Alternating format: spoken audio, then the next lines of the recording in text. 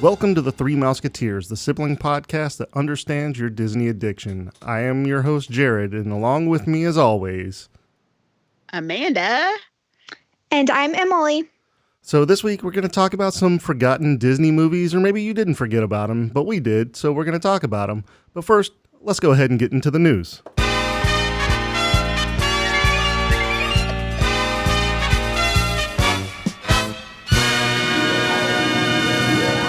Welcome to the Disney Trivia Show within a podcast. I have a question for Amanda and Emily, and we're going to see if they know their Disney. Are you guys ready to play?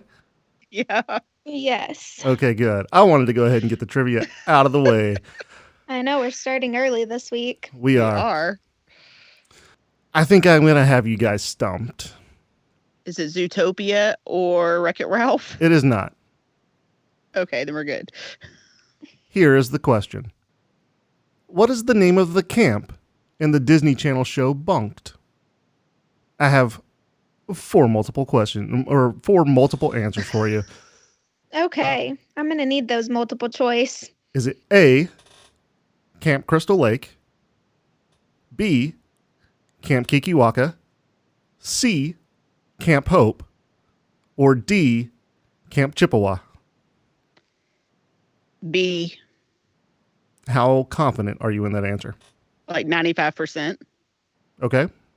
I'm going to go with that as well. I don't even know what bunked is. Yep, it's B. It is Camp Kikiwaka. Good job. Amanda, how did you know that? I've watched the show before. Have I don't you? know why I've watched the show before, but I have. Well, good. So I guess you guys know your Disney this week. Or at least Amanda did. Emily, you are just, I guess, by Okay. association. I just Googled bunked. Why would I have seen this? I don't have small children, and this is a new show. Wow. It's not that new. Because it was definitely... 2015. Still, that was 5 years ago. I was still in my 20s. I had no reason to watch bunked. Y'all both have children. So this is right in your Addie's age range. 3. Addie's 3. How did I watch it 5 years ago? Because y'all watch Disney Channel now, and this show has been running for many seasons. Okay. That explains it. See, and here I was thinking that I would have you guys stumped. But good job, Amanda, I guess. Ugh. When you think you're going to stump us, I We know. get I don't. and whenever you don't think you're going to stump us, we don't get it. Yeah. You know, You missed the easy ones, apparently. I did stump you on a very good Lilo and Stitch one before that we had not recorded. Whenever There's you guys no couldn't. evidence of that. But No evidence. do you know the name I- now? What's the name of the fish in Lilo and Stitch? Pudge. Okay. Good job. You know it only because I reminded you. Yeah. See, there is no evidence that we missed that one, so you can't say that anymore. I can, and I will. And So let's go ahead and get into the news. There is a $600 set of Mickey ears that has been released, and it is already sold out. that is insanity. Well, the reason it's already sold out is because there were only 50 hats available. Oh, okay, that makes more sense. But Yeah. still, who's paying $600 for ears? You'd be surprised. I'm Yeah, not actually me. very shocked that they only made 50 because I know a lot of people would pay $600 for that hat. So I'm surprised they didn't up the quantity. Would you pay $600 for those? No, but I also don't have $600 to pay for those. But if you're in a position where you can and you really love Disney and you like luxury things, I could see you buying that. Yeah, I guess it's just a display piece because there is no way I'm wearing that to Disney World.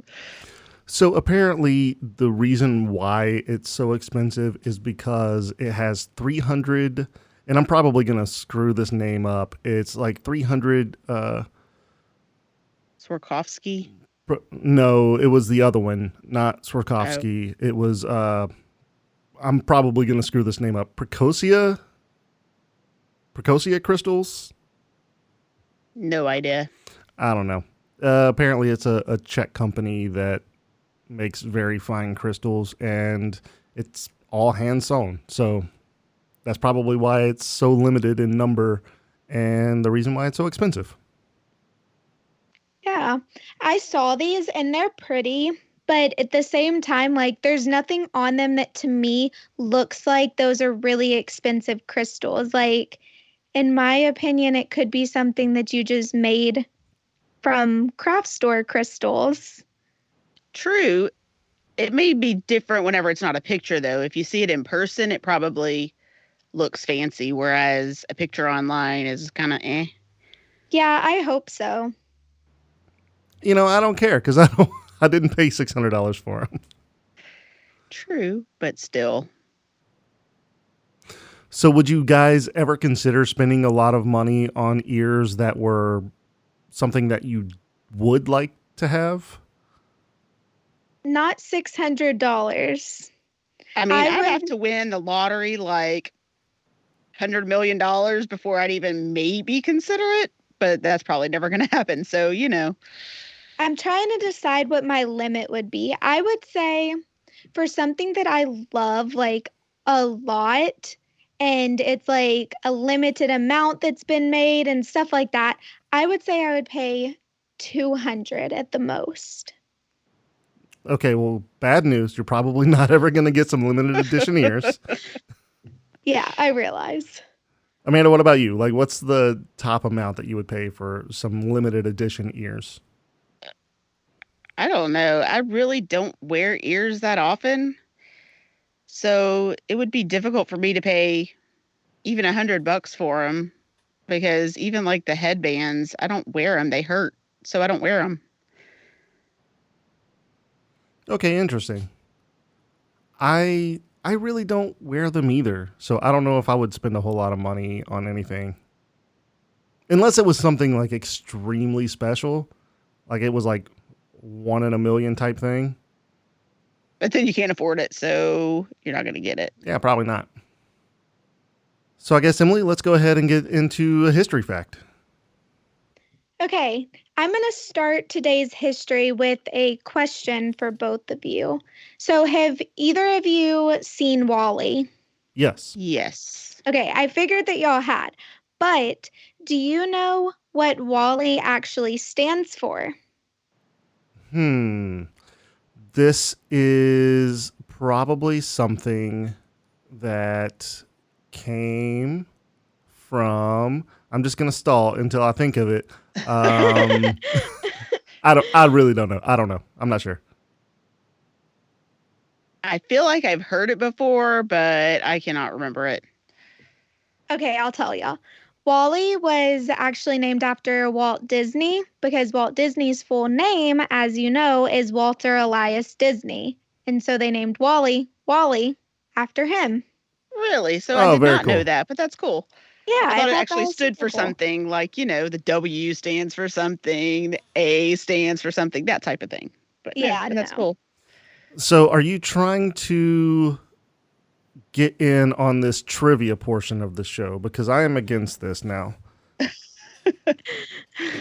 Well, I thought, I could have my turn to stump you. No, And I did. no, that's not how this works. This is not how it's supposed to go down. Too late. I'm changing it up. Okay, well, I guess that's your history fact then? Yep. All right. Good history fact. Amanda, why don't you go ahead and get into the tip then, I guess?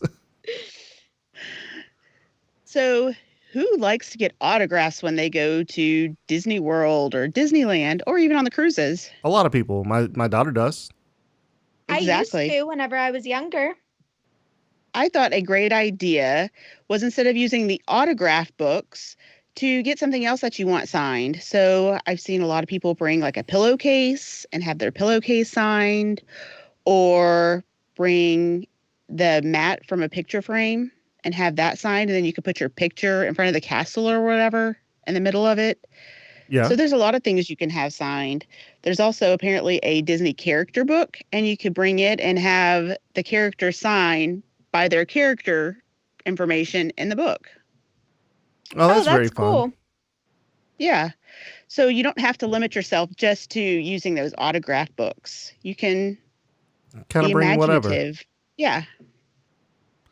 That'd be really Yeah, and fun for like a collage photo frame if you bring one of the mats to go into the frame and you have them sign, all around the collage of pictures. That'd be cool. Yeah.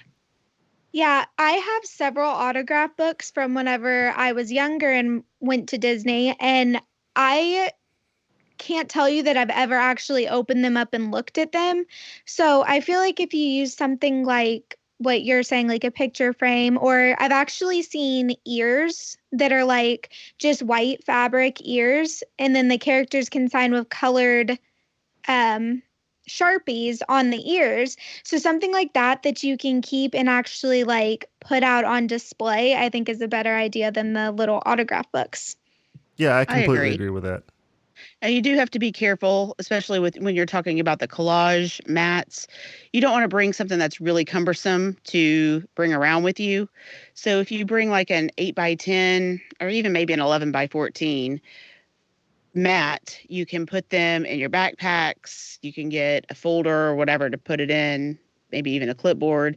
Make it a little easier for you to carry around and have it signed instead of something that's gigantic and you have to find something to do with it. Or I mean, if you get it signed, if you set up, if you know what time all of the characters are signing, and then you'd go at that specific time just to get signatures, and then you bring it back to your room and then go back to the park. Maybe that's something that you can do. Possibly. That's a lot of moving around. It Uh, is. I don't know that I would do that, I but mean, or if you that's have me. like a breakfast at Chef Mickey's and then you're going back to your hotel after like a character meal like that, it might be a little easier to bring something that's a little bigger with you if you know That's you're true. going back to the room after. A cruise also. I mean, that would be better, I think, on a cruise when you know you're not going very far from your room. You're staying on the ship. You're just going to meet him and going back to your room. Then that would definitely be easier to do there. yeah, well, that's a very good idea. I like that tip. Me too. Today we're going to be doing another Disney bounding segment, and this time I picked Buzz as our Disney bounding character of the week. So we put two options on our social media, and if you'd like to look at them, you can find us at T3M podcast. Okay, so I'm just going to get right into it and talk about my option A for my Buzz Disney bounding. And for that one, I went with a girlier outfit, and I picked a lime green skirt with a white Space Ranger shirt. And it has the Space Ranger symbol that's actually on Buzz's chest. So it kind of goes perfect. And then I picked a purple headband that ties in a bow at the top and a red necklace to kind of represent the buttons that Buzz has on his uniform. Would you call that a uniform? Spacesuit. Spacesuit, yeah. Yeah, on Buzz's spacesuit. And then I picked some purple Vans and a Buzz Lightyear fanny pack, which I thought was really cool. I found that online, and it's really neat. It has the Space Ranger symbol on it. And then I also found some Buzz Lightyear earrings. And so that completes outfit A. And I really think that everyone should take a minute to go and look at them while I'm talking about them so that you can really get an idea of what I'm saying. But for option B, I picked white pants and a lime green shirt, and then a purple and white jacket to go on top of it. And of course, if you're at the park, maybe just use the jacket for like inside because it's pretty hot. Unless you're in Typically. California, sometimes it's pretty chilly there during the winter. And then I picked a purple cap to wear because Buzz has purple on his head as well. And then red button earrings to symbolize the buttons on Buzz.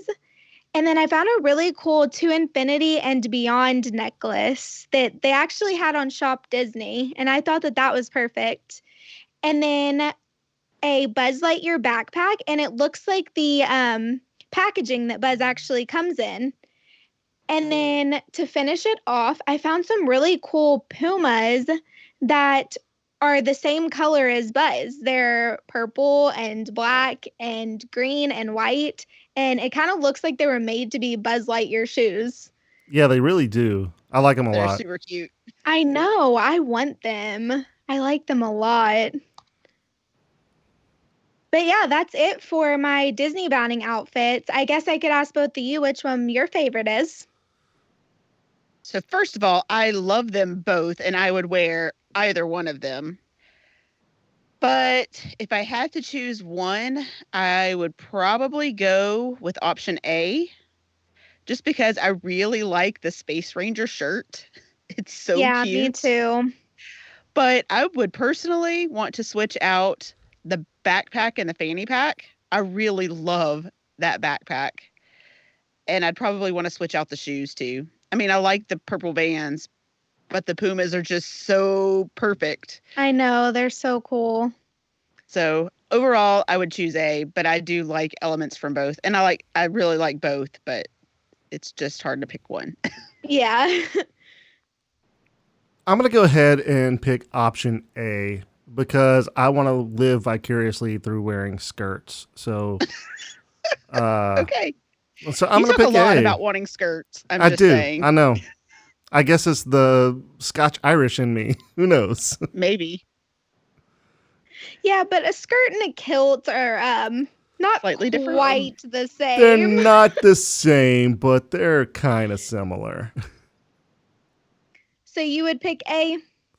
I would pick A. I mean, I like them both. I really do. I think the reason why I like A so much is, again, because of the shirt. The shirt is really cute. But I really love those purple Vans. Yeah, me too.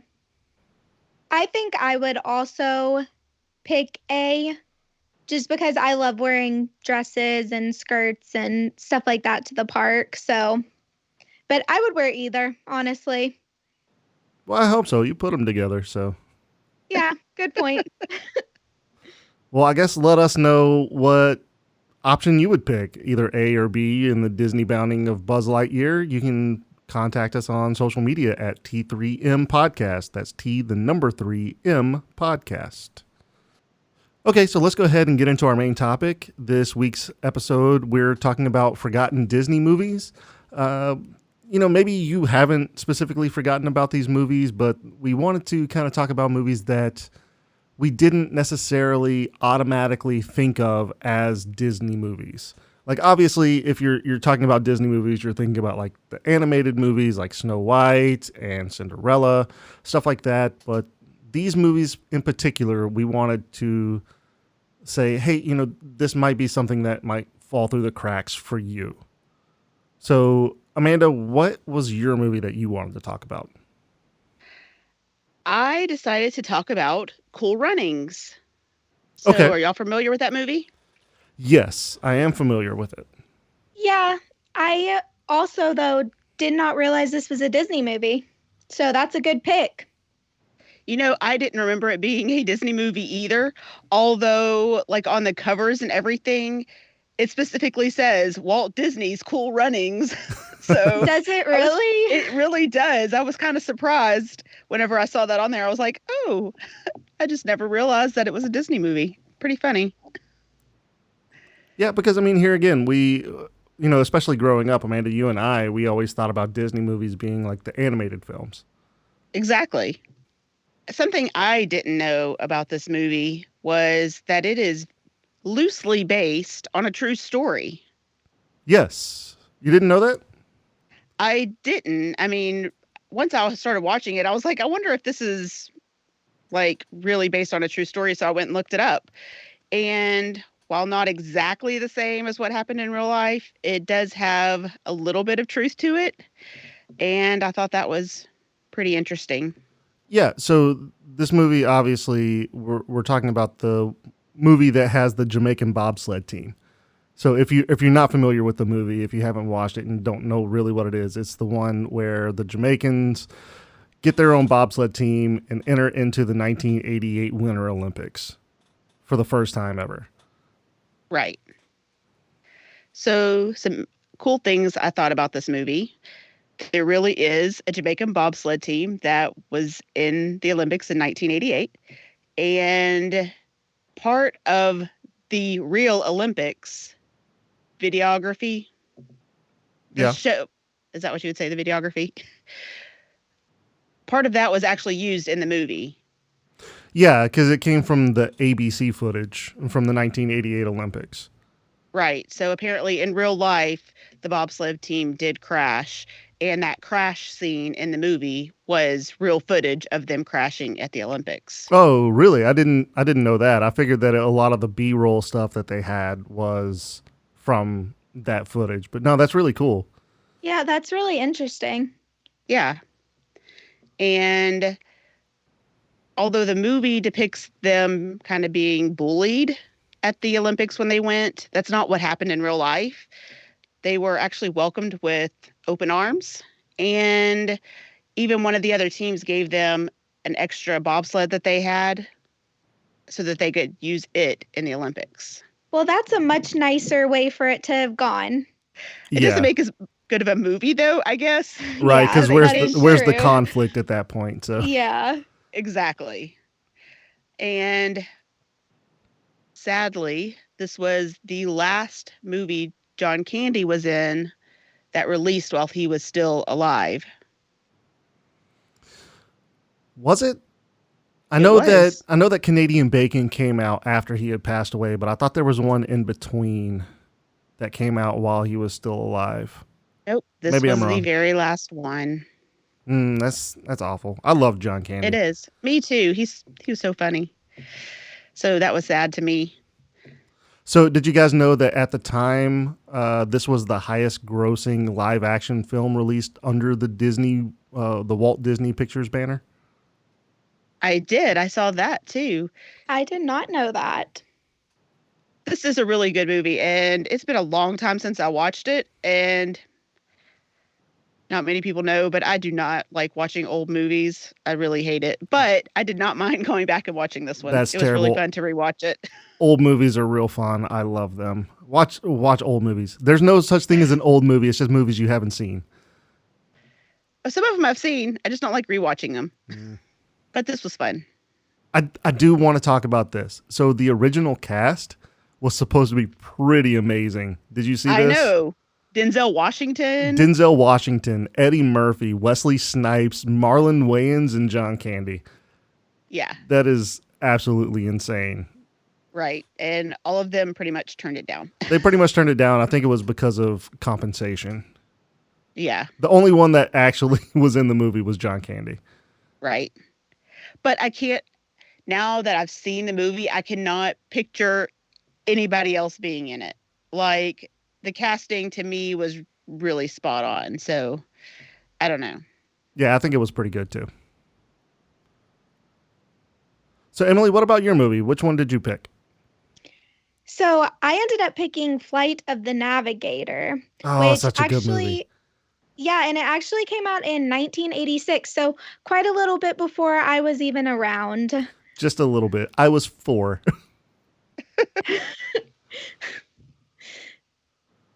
We're not going to say how old I was, but okay, go ahead. I know. I was about to say, do you want to volunteer how old you were? No, it's okay. But yeah, so I picked Flight of the Navigator.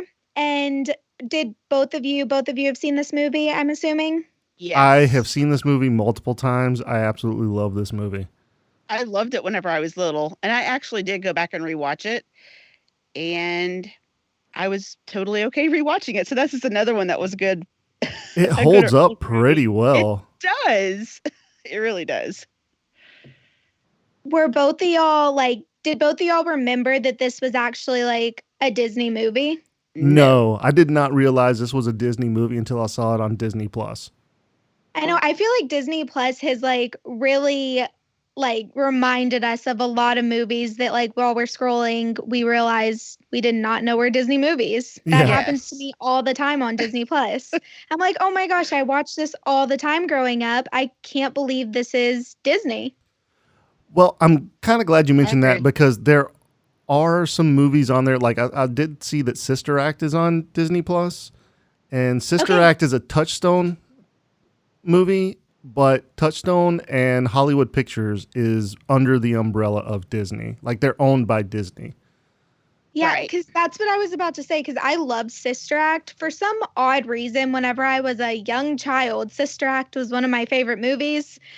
And I didn't know that it was Disney, and now it makes more sense that you said, since it's on there, it's not really actually Disney. That makes Well, sense. it is, but it's not. It wasn't released under the Disney name. Yeah, It was under right. one of their. It's almost like a sister company, almost. Yeah, Yeah. no, I think that's they exactly did it. what it is. Oh, Yeah. well, they did it so that people wouldn't think, oh, it's a Disney movie, I can't watch it, or it's for kids or whatever. You know, it's more mature movies. Right. They put them under like a sister company so they don't have these like movies that don't necessarily fit with their brand. Right, exactly. That makes sense. I did not realize that. So another fun fact about this movie, it was originally an independent film. Oh, that was my fun fact I was going to say. You Jared, took this is my Emily's fact. movie. I stole it from you. We'll kind of go over that then real quick. Yeah, so as Jared said, it was going to be an independent film, and Walt Disney Pictures picked it up. It was the first distribution deal for the studio under Michael Eisner. Oh, that's really cool. Ah, that is interesting. Yeah, I thought that was a cool fact about this movie. And it was also the second film ever released by Disney to have profanity. Yes. And I say profanity with air quotes because this I movie was like- is rated PG. Like, Right. it's not. I was thinking, because I just watched this and I don't remember profanity, so Yeah, I think what Disney considers profanity, most people would not. Well, they say a couple words, I think, that would be considered quote unquote profanity. So is it Yeah. darn? it is. It's darn. So there's actually some Easter eggs in this movie that I thought were pretty cool and worth mentioning. And one of them that I'm curious if either of you noticed is that there's a girl at the gas station that's wearing an Epcot shirt. I did not notice that. No, I didn't either. Yeah, so at the time, Epcot was a pretty new park, so they were kind of like Pushing it. pushing it in the movie, which is funny. That is And funny. then there's also a song playing at the beginning of the movie whenever they're in the car, and it is You're the One That I Want from Grease, which happens to be my favorite movie. But it's You're the One That I Want from Grease, which is also directed by the same director of this movie. So his name is Randall. Randall. Okay. His name is Oh, Randall. hang on. Randall Kleiser? I don't. Okay, that's fine. Yeah. Do you think that's how you'd say it? Sure, because I don't have it in front of me. So it's Yeah. Randall Kleiser or whatever you said. Yeah. That's it. You did it. Good job. Thanks. Something else about this movie that I thought was really interesting going back and watching it today is Sarah Jessica Parker is in it, and she's like super young. Yeah, I did not know until I started watching it that she was in that movie. Me either, because I didn't even remember it. So I thought that was funny. Yeah, I think it's funny whenever we go back and watch movies that we watched whenever we were younger, we see people in them that we're like, oh my gosh, I can't believe they were in that movie. Yeah. For sure. That happens all the time. What about the fact that Max looks a lot like Otto from Wall-E? Didn't notice that. That's an interesting Because thought. I feel like they specifically took the idea of Otto from Max. They must have. I haven't watched Wall-E in forever, so I did not remember that at all. But yeah. Yeah, that's a cool connection. Yeah. Speaking of Max, is that Pee Wee Herman? Is Yes. voice of Max? No, it is not. Wait. It is No, Paul wait. Rubin, which Paul Rubin is Pee Wee Herman. So Yes, Okay. that's what I was going to say. Yes. I was like, Oh my God, I recognize that voice. Yeah, and I had read that this was actually the first movie that he was featured in for Disney, and then he later went on to do Pee Wee Herman. Well, he was continuing on Pee Wee Herman, I think, for CBS. That might have been what it was. So also Paul Rubin was the person who had the idea of Max in a sense of only having a voice instead of having an actual person represent Max. That's Pretty neat. Yeah. So one more fun fact that I have about this movie. So the scene where David and Max are escaping from the NASA facility, so David tells them to take him 20 miles away. And Max takes them about 20 miles away straight up. And in that time, which was about 35 seconds, they traveled 2,057 miles per hour. Wow. Yeah, that is crazy. They're going a little fast there. Yeah, which for our people who don't use miles per hour, that's about 3,500 kilometers per hour. Or kilometers, however you want to say it. Kilometers. Kilometers. Wow. How did he not have, sickness from G-force or whatever going that fast? Don't Just know. curious. That's crazy. Maybe it was the atmosphere within the bay, and there's no entrance or no exit until Max allows you to go in. So I don't know. Okay. I feel like we're getting too deep. You're reaching Yeah. there. Yeah.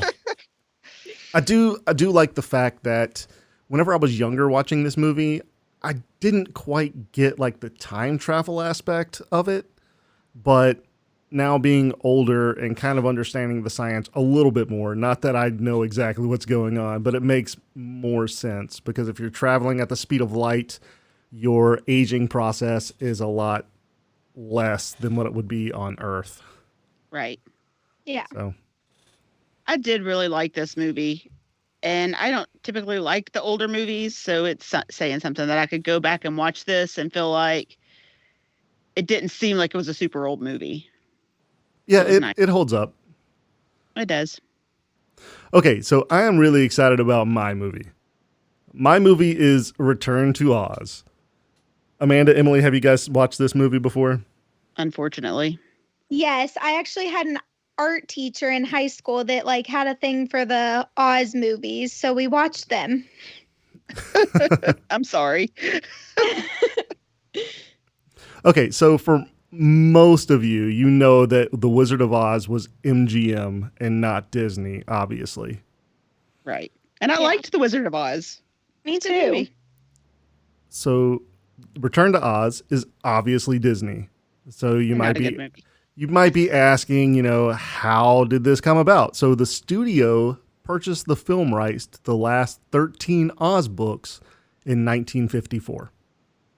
Oh, that's cool. So out of the 14 Oz books, MGM got the first one and Disney got the remainder. other ones. Yeah.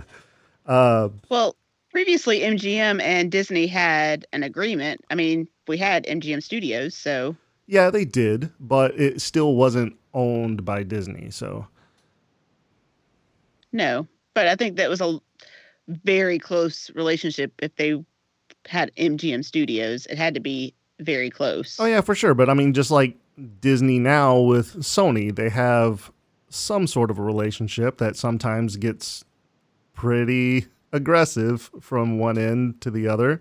And I mean, it could be the same issues going on through Disney and MGM at the time. I don't know. I was too young to really realize. So, But I am glad that you're talking about this movie because whenever you mentioned it, I was thinking well, The Wizard of Oz wasn't Disney, so why is this one Disney? yeah. And that's because they bought the rights for the last 13 books. Good to know. So within the movie, they do use the ruby red slippers from The Wizard of Oz. And for those of you who might not know this, Disney had to pay rights in royalties to MGM to be able to use the ruby red slippers. Did they really? Not Yes. surprising. No, it's not surprising, but it's something that links the two movies together, other than Dorothy and Yeah. Auntie M. But it's really cool to see the ruby red slippers within Return to Oz. Yeah. I'm guessing that's kind of why she didn't wear them the whole time. It's only at the very end. Well, I 'Cause they mean, would not have at made a the lot of very money. end. It's not at the very end. The Gnome King also wears them, like in the Briefly. middle of the movie. I mean, briefly, but they do still show up. So Yeah, but I'm guessing that's why the story was that she lost them, because they didn't want to pay that much money to have them in the movie for longer. Oh, right, for sure. They did not want to spend a whole lot of money on the royalties, I'm sure. Yeah. That was my guess. So, quick question for you guys. Did you realize that this movie was released 46 years after The Wizard of Oz? Really? Yes. I didn't realize there was that big of a gap between the two. Yeah, It's crazy because Dorothy aged backwards. so she did, which is crazy. So the time frame, the 46 years, was actually in the records books for the Guinness Book of World Records of the longest span between the first movie and a sequel. Wow, that's crazy. Is it still there? I'm not sure. Okay. I would assume so, because I couldn't imagine a sequel coming out 46 years later. Me either. That's insane. Right. So this movie is based on the second and the third Oz books. So maybe Disney has some plans for the final, 10 that they have access to? I actually, when I was looking on Disney Plus for this movie, I want to say another Oz show popped up. Okay. Like that was newer. Interesting. Yeah. So I may have to look that up and see if that is true. If my memory serves correct. That would be pretty cool, I think. I would like to explore this realm of Oz. This movie is crazy though. It's like not even remotely similar to The Wizard of Oz, because Dorothy returns to Oz obviously and is going up against the Gnome King, and she doesn't have Toto with her. She has a chicken. Yeah. Which is weird. And Poor then Toto. she So there you have has TikTok and Jack. And I can't remember the moose head. What was his name? I can't remember.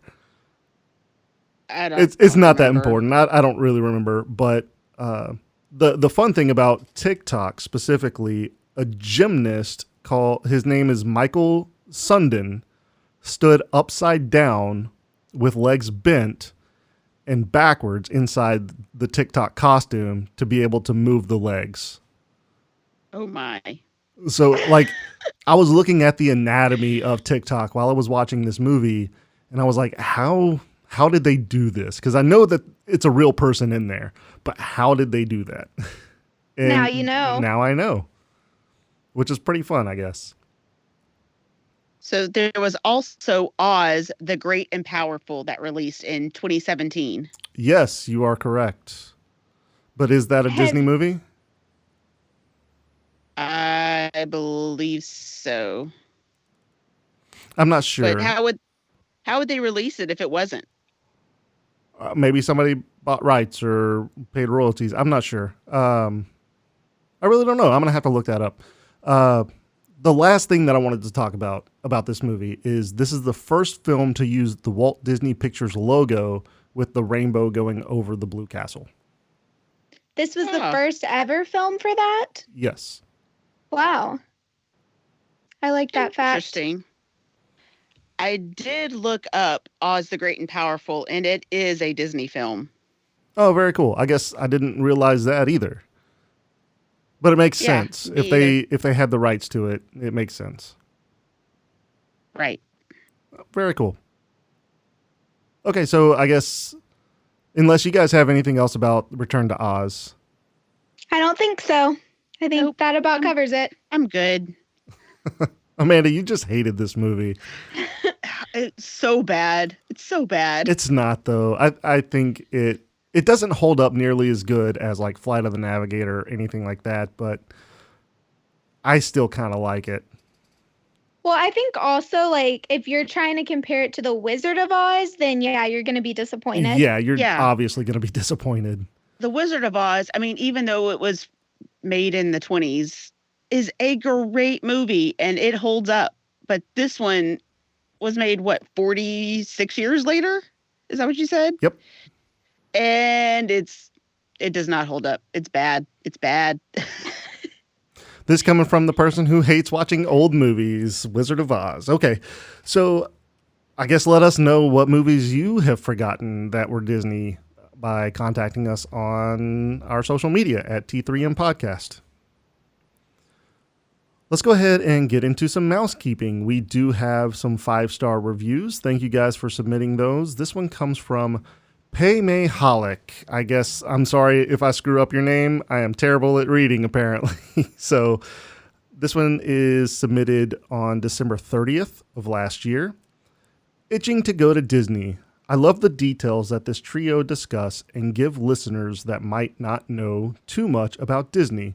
More details such as the new rides coming in 2020, and I really have the itch to go to Disney now. So do I. I always have the itch to go to Disney. I'm always looking forward to the next trip. Thank you for the review. Yeah, definitely. Thanks. If you're looking to go on a magical vacation, let me be your guide. I'm a travel agent for Capture the Magic Vacations. You can find me on Facebook, Amanda.Hollis, Capture the Magic Vacations. My services are free, and I can plan as little or as much of your vacation as you want. Join us for our 2-part March Madness bracket coming up soon. That's going to do it this week for the Three Musketeers. Thank you all for listening. You can be a part of the magic by following the show at T3M Podcast. That's T, the number 3, M Podcast on all social media platforms. Leave us a 5-star written review and we'll read it on an upcoming episode. If you have an announcement that you would like to have on the show or just want to reach out to us, send us an email at t3mpodcast@gmail.com. Have a zippity-doo-dah day. See you real soon.